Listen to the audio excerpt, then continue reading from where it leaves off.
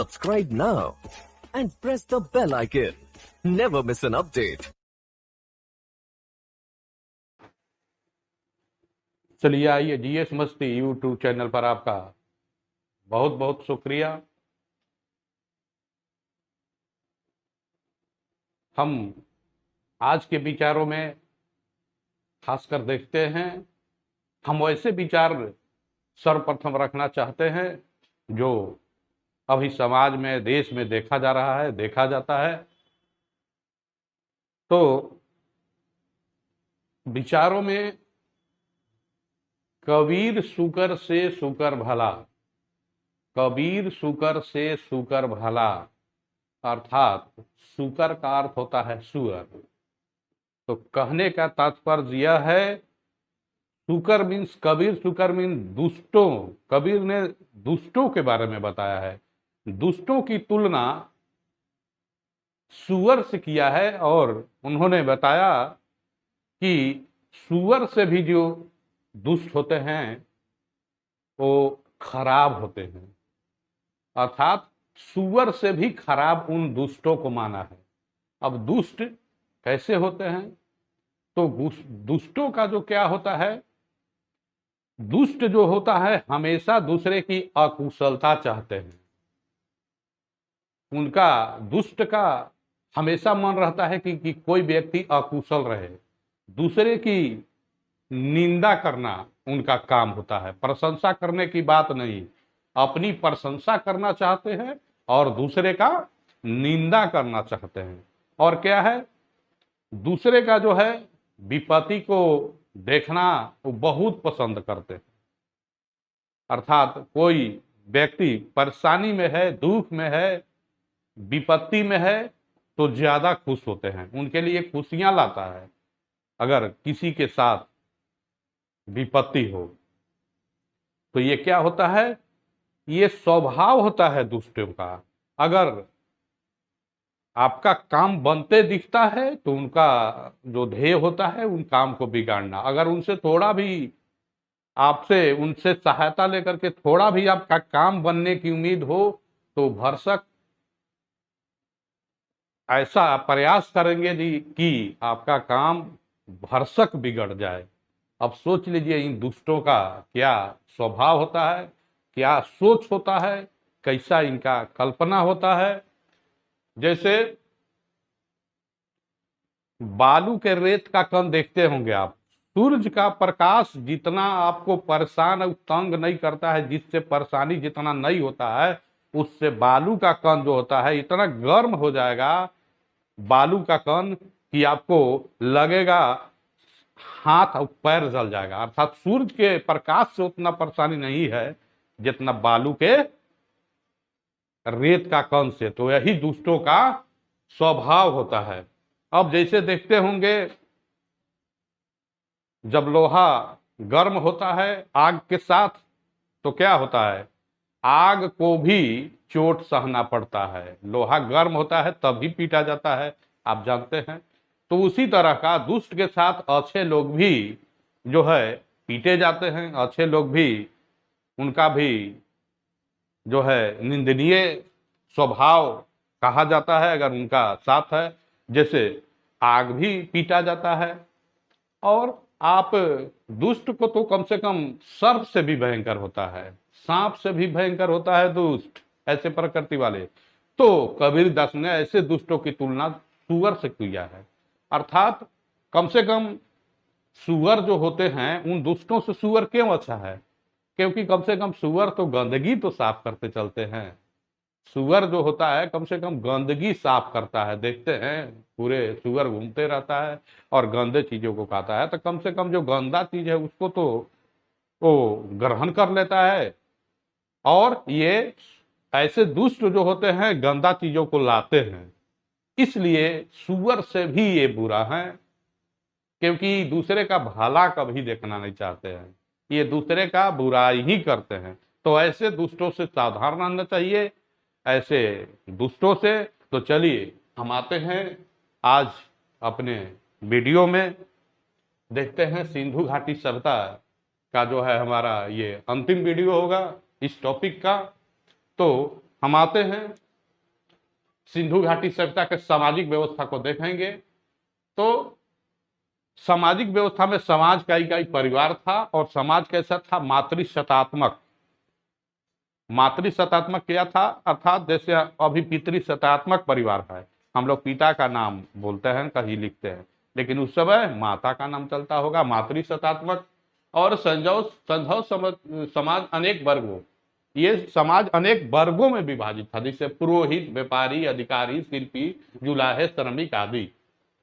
और उस समय लोग शाकाहारी और मांसाहारी दोनों भोजन करते थे। आज भी देखते हैं शाकाहारी मांसाहारी दोनों भोजन करते हैं लोग।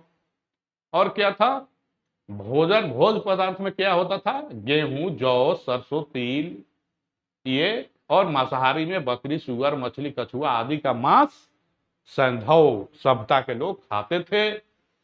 और शवों को भूमि में कर दाह संस्कार करते थे। शव को क्या करते थे, भूमि में गाड़ते थे और इसका दाह संस्कार करते थे। अब आता है धार्मिक जीवन। धार्मिक जीवन में ये किसकी पूजा करते थे, तो मातृ देवी, पशुपतिनाथ, वृक्ष, पेड़ों का, पशु, जल, सूर्य पूजा एवं मूर्ति पूजा। अर्थात ये मातृदेवी, पशुपतिनाथ, वृक्ष, पशु, जल और सूर्य पूजा करते थे, लेकिन मूर्ति पूजा भी आरंभ हो चुका था सिंधु सभ्यता से। मूर्ति पूजा, जो आज मूर्ति पूजा हम लोग करते हैं, तो मूर्ति पूजा उस समय शुरू हो रहा था। आर्थिक जीवन के बारे में हम देखते हैं, कृषि में क्या उपजता था, चावल, गेहूं, जौ, खजूर, तरबूज, मटर, राई, तिल, ये सभी जो है कृषि उत्पाद होते थे उस समय। और कपास जो है, यहाँ सर्वप्रथम कपास उपजना प्रारंभ हुआ। कपास जो है बहुत शुरू जो है यहाँ से उपजना प्रारंभ हुआ। पशुपालन में हम देखते हैं, पशुपालन जो था आर्थिक जीवन का दूसरा आधार था। जैसे कृषि है, इसके साथ पशुपालन है जो आज भी है, ये जीविका का दूसरा आधार था पशुपालन, पशुओं को पालना। तो जानवरों में क्या था, बैल, गाय, भैंस, भेड़, बकरी, कुत्ता, हाथी, सुअर, ये महत्वपूर्ण था। अर्थात ये बैल से जो है खेत जोता जाता था, ये मुख्य पशु था बैल। तो ये सभी पशुएं इस समय थे। फिर आता है व्यापार। व्यापार कैसे होता था, सड़क एवं जल मार्ग दोनों से। जैसे आज भी सड़क एवं जल मार्ग दोनों से व्यापार होता है, तो व्यापार सड़क एवं जल दोनों मार्ग से होता था। क्रय विक्रय वस्तु विनिमय के माध्यम से, वस्तु विनिमय, किसी वस्तु को देना लेना, उसके बदले लेना, तो क्रय विक्रय वस्तु विनिमय के माध्यम से होता था। और व्यापार में कीमती पत्थर, धातुओं का सीप होता था, ये व्यापार में होता था। हम आते हैं लिपि, देखते हैं कैसा था। तो इस समय सिंधु सभ्यता के लोग अपनी लिपि तैयार कर लिए थे। इसका उदाहरण हमें मिट्टी के बर्तन, मोहरों, ठीकरों पर अंकित मिलते हैं। ये मिट्टी के बर्तन पर जो है इस लिपि का प्रयोग होता था, मोहरों पर, ठीकरों पर। इससे हमें प्रमाण मिलता है कि ये अपना लिपि तैयार कर लिए थे, लेकिन लिपि पढ़ी नहीं जा सकी है, लिपि पढ़ा नहीं जा रहा था, स्पष्ट रूप से पढ़ा नहीं जा रहा था। अब आते हैं बाट माप। तौल की इकाई 16 के अनुपात में था, जिसे 16, 32, 64, 160, 320। और बाट कैसा होता था, घनाकार, घन के आकार का, और बेलनाकार, शंकावार एवं वर्तुलाकार था। इस तरह का जो था बाट और माप होता था। फिर था मृदभांड। तो बर्तन पर वृत्त एवं पेड़ का चित्र बना होता था। बर्तनों पर क्या होता था, वृत्त एवं पेड़ का चित्र बना होता था।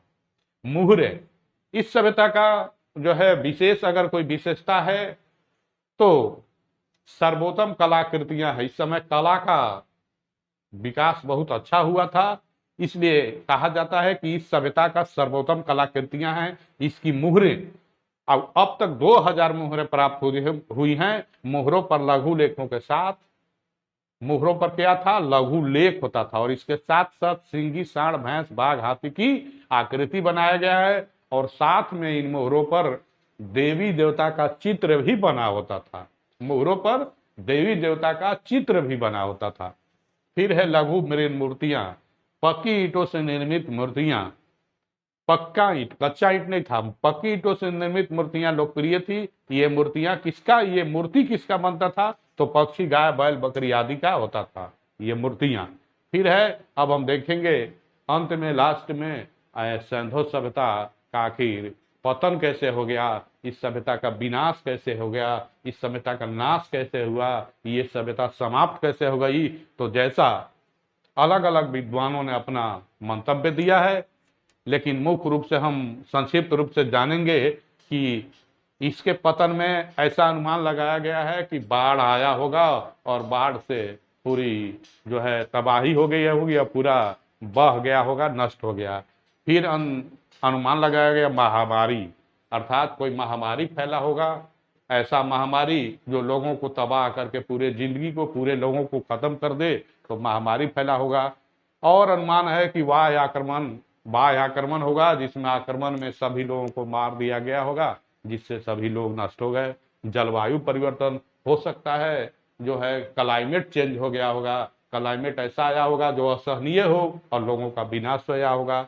भूतात्विक परिवर्तन, भूतात्विक अर्थात पृथ्वी से संबंधित, अर्थात ऐसा परिवर्तन जैसे भूकंप ज्यादा हो गया होगा और भूतात्विक ज्वालामुखी, इस तरह का ऐसा कोई भूतात्विक भू हलचलें पैदा हुई होंगी, जिससे पूरे लोग समाहित हुए होंगे। अर्थात इस तरह से इसके पतन का संभावित कारण जो है बताया गया है। तो चलिए हम अपने वाणी को अंत समाप्त विराम करते हुए, जय हिंद,